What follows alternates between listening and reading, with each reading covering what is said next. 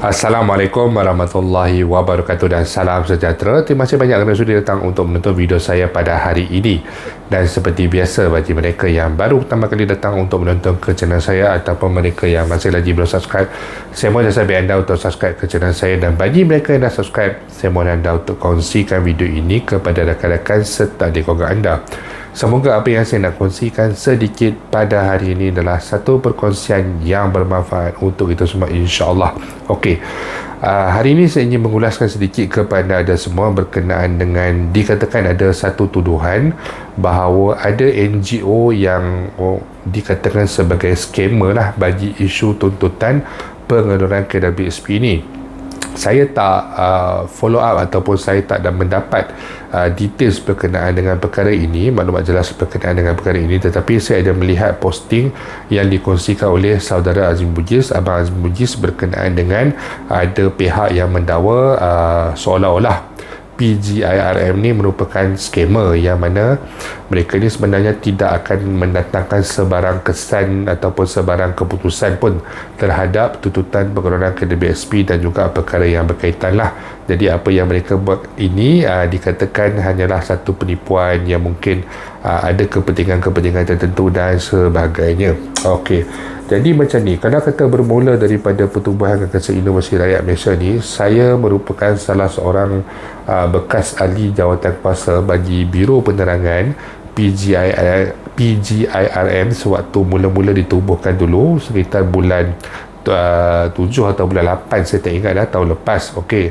Dan saya berada di dalam kumpulan itu, dan walaupun saya tidak pernah berjumpa dengan mereka, saya berada di dalam grup Telegram dan sebagainya, dan tidak ada sebarang orang kata perbualan ataupun tidak ada sebarang perkongsian ataupun sebarang matlamat selain daripada memperjuangkan tuntutan pengeluaran KWSP kepada mereka yang terkesan, iaitu 4 kategori pencarum yang telah disuarakan oleh pihak Pertubuhan Gagasan Inovasi Rakyat. Cumanya kalau ada yang tanya kenapa sekarang saya buka AJK dan sebagainya, sebab saya tidak boleh memberikan komitmen sepenuhnya. Sebab nak duduk dalam NGO ni, kita perlu memberikan komitmen yang sepenuhnya. Seperti mana yang anda tahu, saya ni ada kerja hakiki.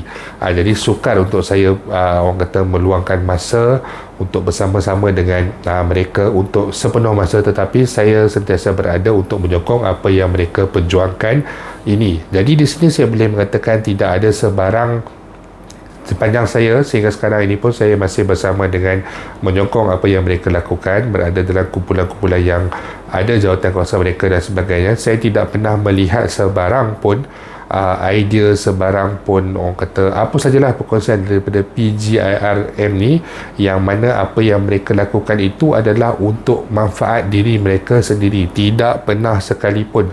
Malah apa yang mereka lakukan selama ini, kita boleh katakan, kalau saya lihat sini, mereka mengeluarkan duit poket mereka sendiri, tidak pernah meminta sebarang sumbangan, tidak pernah meminta sebarang duit kepada pencarum, melainkan untuk pendaftaran sebagai ahli Pertubuhan Gagasan Inovasi Rakyat. Itu pun yuran pun sangat murah, dan saya tak pernah lihatlah apa-apalah yang buruk daripada mereka ini.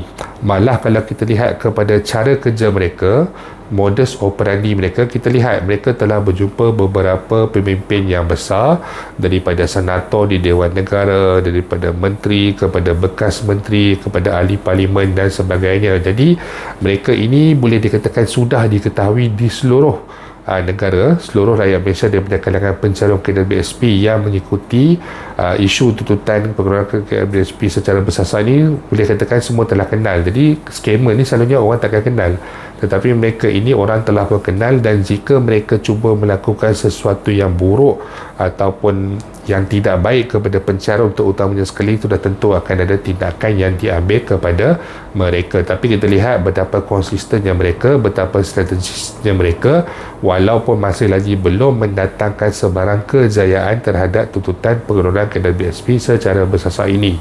Walaupun hanya diberikan sekarang ini untuk air cagar, tetapi kita perlu ingat, mungkin air cagar ini ada akan memanfaatkan segelintir pencarum yang bekerja, ada caruman yang aktif dan berkemampuan untuk membayar dengan kadar faedah 4% ataupun 6%. Mungkin ada yang mampu, dan itu ataupun ais cagar itu adalah datangnya juga daripada bukan idea PGRR, tapi daripada segala perjuangan yang telah dilakukan oleh NGO-NGO yang menuntut penggunaan KDBSP ini, hinggalah kerajaan memikirkan untuk melaksanakan sistem pinjaman dengan mencagarkan wang caruman KDBSP kepada pihak bank. Nampak tak?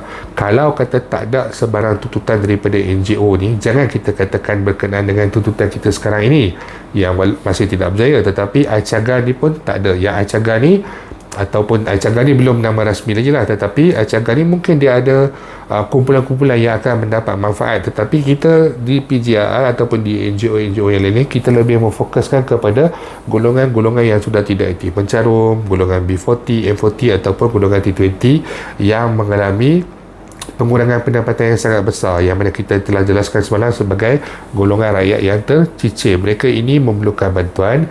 Golongan suri rumah ini memerlukan wang caruman mereka kerana mereka sudah tidak lagi mencarum, sudah tidak lagi bekerja, jadi tidak ada sebarang gunanya untuk mereka membiarkan wang caruman mereka di dalam akaun KDBSP mereka itu sampailah kepada usia 55 ataupun usia 60 tahun. Sebab itu pihak Pertubuhan Gangsa Inovasi Rakyat, selama saya bersama dengan mereka, saya menyokong, saya berkongsikan apa yang mereka kongsikan dan sebagainya, saya tidak pernah melihat pun satu perkara yang tidak enak dilakukan oleh mereka ini.